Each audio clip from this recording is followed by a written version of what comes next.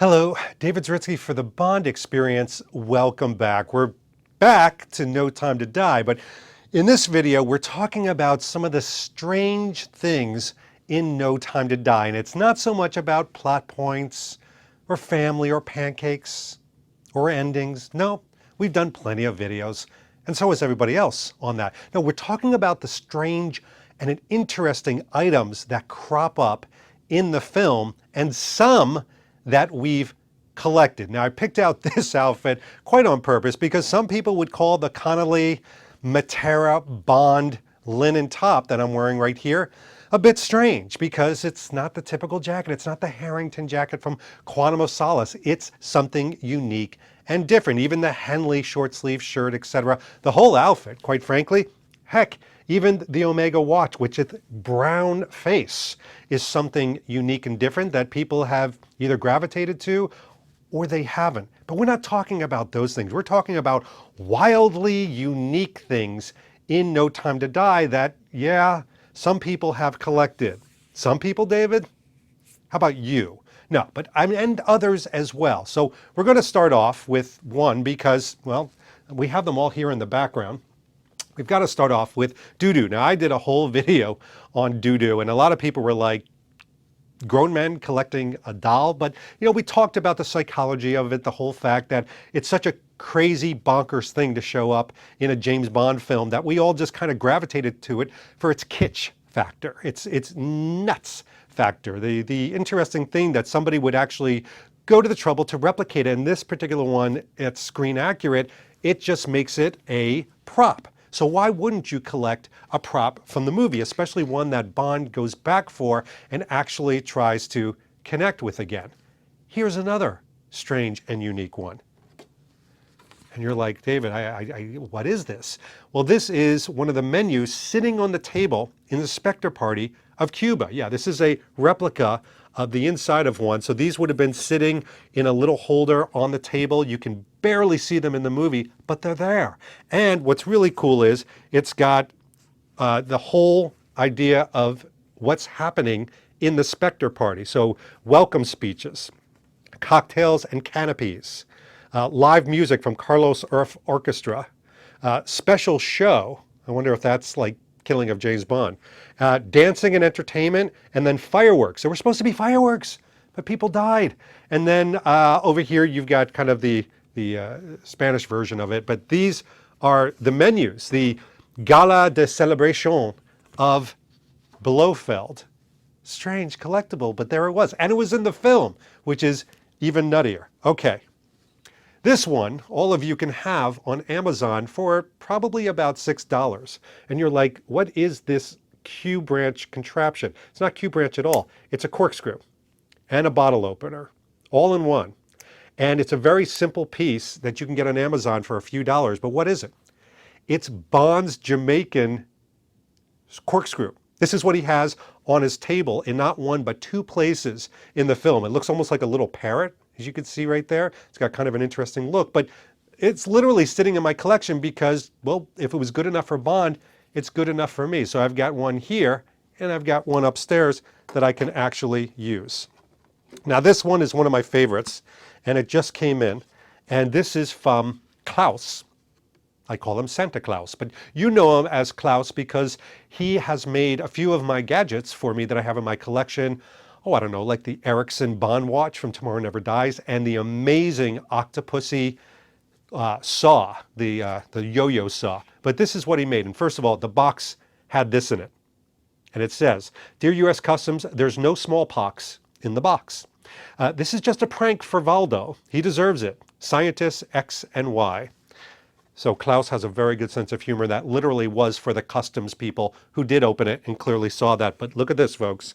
Yeah, I've got this in my collection. It's crazy bonkers that I have this, but it is Valdo's food, no touch, and it has smallpox. And look at the details on this piece right here. I mean, Klaus, he didn't cut anything out. He had to paint this white spoon. He had to go out and get the right bowl and everything, This was good soup, and now it's ruined. That's it. That's my Valdo. But look at this. I mean, this is just this is what a prop artist does. He goes to great lengths to actually find and connect to all these pieces. And speaking of pieces, check this one out. You'll love this. The visitor badge. Now, what I liked about this is one with a nice little hologram. There's a few out there that some people have done, but this one this one went crazy in the details and become screen accurate. You can see the back of it. They found the correct holder and everything. What I love about this is it's such a Daniel Craig Bond moment. In the film, he just takes it and chucks it. He chucks it and it goes flying into the waste paper basket. So it's not just something that Moneypenny flicks. It's not just saying to Bond, hey, Bond, you're not a part of this anymore. You are a visitor. It's a great little Daniel Craig moment of flicking it into the waste paper basket. And you got to love that. All right, another strange one. And this one, I don't even know if you see, but it's there. It's there if you want it to be there. So this is Bond's Aston Martin B8 keyring, the Vantage one, from when he's in the garage. You know, RGT jacket wearing, and this would have been on his keyring. Now we know this from some prop displays that were officially done. So this is sanctioned, and this is the correct keychain that he has. It's got kind of a green on it. It's actually a vintage pigskin keychain that they revamped for the movie. Strange collectible, I know, very unusual, but kind of had to have it. Just like this one, and this is a great company. I love this company. Designed, printed, and decorated in the UK. This is MS Mugs Muglogan. Not easy for a Yank to say, but here it is. It is Q's Empirical Formula Cup. You could still buy this thing all day long. You could drink your coffee out of it, just like Q. Check out the bottom. This is a beautiful bone china. It's absolutely gorgeous. Made in Scotland, just like Bond. What? Yes, but it's a great Q moment. It's sitting on his desk. You could see it in a really specific way. And I don't know, it's just a simple, inexpensive prop that you can have capturing from the movie. So I really, really enjoy that a lot. But wait, there is more. This is a great little piece. And by the way, you could see that, yeah, I've preheated this, I planned this, but my collection is now filled with these interesting things like Lorenzo from Omega Bond Watches sent me this.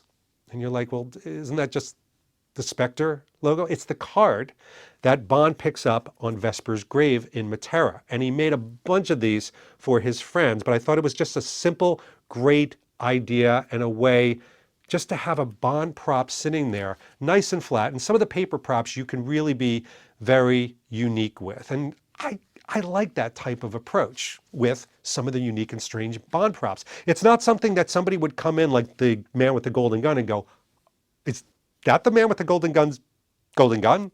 And you'd say, yes. Well, of course it is, to the layman. The layman would never know what this is. You've got to be a Bond fan to recognize this. Okay, so one more thing, and it's just bonkers. Of course it is, but it's actually one of the first pieces I got from this film. It was identified by a friend of mine, and we didn't know anything about Madeline or Mathilde or flashbacks or anything like that. We just knew that this jacket was in the movie. So wait for it. This is almost as good as having a doo-doo. Yep. It's Madeline's flashback jacket. Now this was and is a piece from M&S, which I know is a London brand. It was established in 1884, and this is about the right size, that maybe a little bit bigger than the actress would have worn in the movie. They did a couple of different things. They changed the sleeve end a little bit, and they changed the hem of the jacket. They put kind of like a beige, kind of puckered bottom to it. But other than that, this is the jacket. Now, I didn't even know when I purchased this, oh my gosh, years ago, I'm not exaggerating, years ago, when the paparazzi photos first came out, and then this was identified by a friend of mine, I didn't even know who was going to wear it, how it was going to be used. I knew it was seen in a Bond film. Mind you, we also had a huge deficit of Bond items at that time. It's not like now where I'm like crowding 3 areas with No Time to Die stuff. So we were in a mode to buy anything and everything. And that brings us back to this discussion. I mean, there's probably even more unusual and unique things in my collection and probably in yours from No Time to Die. I figured I would highlight some of the ones, but it harkens back to the collector's mentality. It's about a capture of a moment. It's not so much the fact that you have a macrame doll or a rainbow jacket in your collection. It's about trying to rebuild those moments that you've really enjoyed or gravitate to in the movie. It's the reason why we buy watches and clothes and wear them. It's so we can surround ourselves with these Bond moments. But if you're a collector and you're a completist, chances are you've got this itch that needs to be scratched just down there. Now, here. It's more about mind and heart in saying, I need to complete this. There's something missing.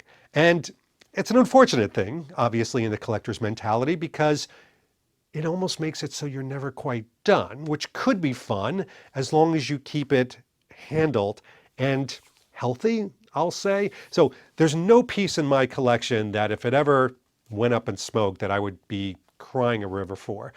But to me, the hunt, the search, the capture, and yes, showing it to friends and family and all of you is half the fun. It's spreading the entertainment and spreading the enjoyment. That to me is why my collector mentality gravitates me to, I don't know, smallpox, Valdo, soup bowls. Yeah, anyway. This has been David Zaritsky for something a little bit unique and different. I'll talk to you real soon. Take care. Thanks for watching this episode. If you want to be up on the latest from the Bond experience, just click on this subscribe and subscribe to our channel. You're going to get all the latest and greatest information, plus some exclusive content. And by the way, speaking of content, here's something especially for you, just because we know you. Talk to you soon.